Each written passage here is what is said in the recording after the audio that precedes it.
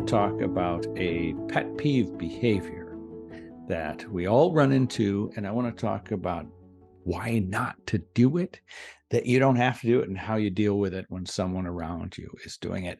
It is a behavior called invalidating. Have you ever been around an invalidator?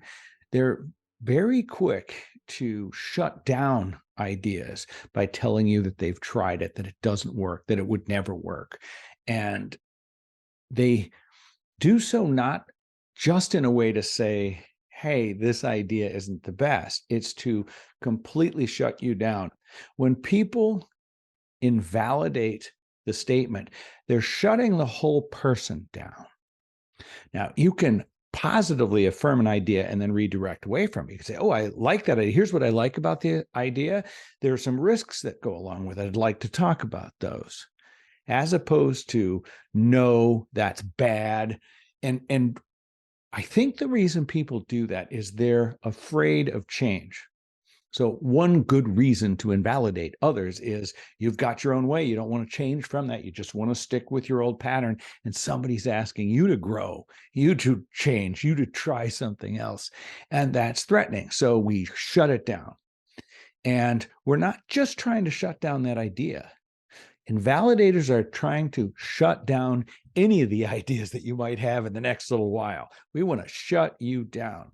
And invalidators can be really hard to work with. And I want to give you a couple ideas on how to deal with it if it's coming your way. First of all, I don't really want to fight them. I don't want to hate them. I don't want to make them the bad guy. What I want to do is work with them, and I want to shift them.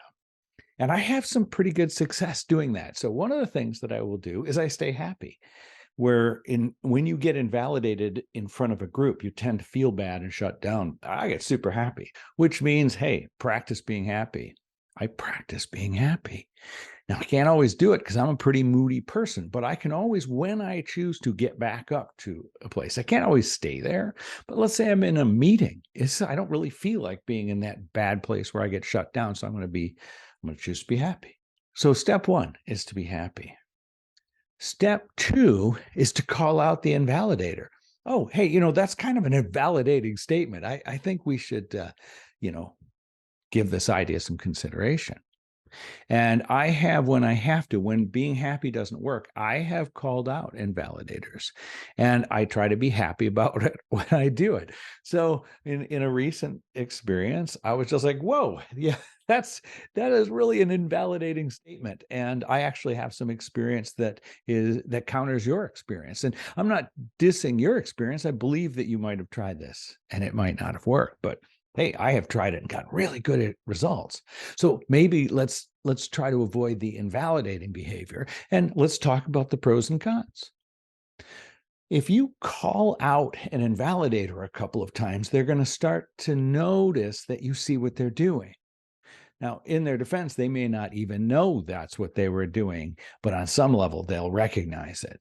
So I tend to be happy, and I call out the invalidator on their behavior, and I name it for what it is. And the third thing is I try to affirm the invalidator for the good things that they have to say.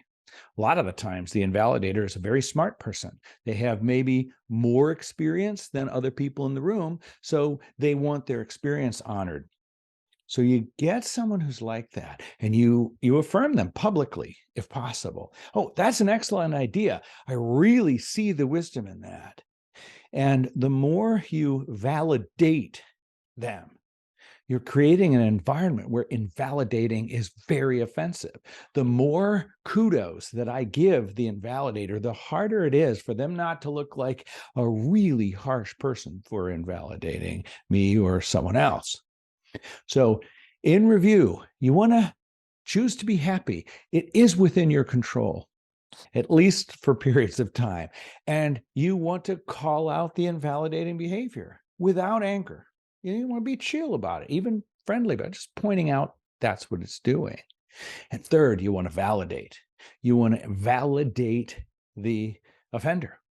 And remember Abraham Lincoln's most favorite quote of mine anyway. It is, did I not destroy my enemy by befriending him. I try to make a friend out of that person and pull them in. Don't just do this for yourself. Don't just do this as a self-defense technique. This is what we do for the people around us. This is how we create a safe environment for idea sharing. I'm going to go to bat against the invalidator who's invalidating him or her.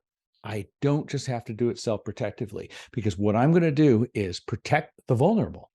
I'm going to create a place that's safer to take risks and share ideas without the destructive technique of the invalidator.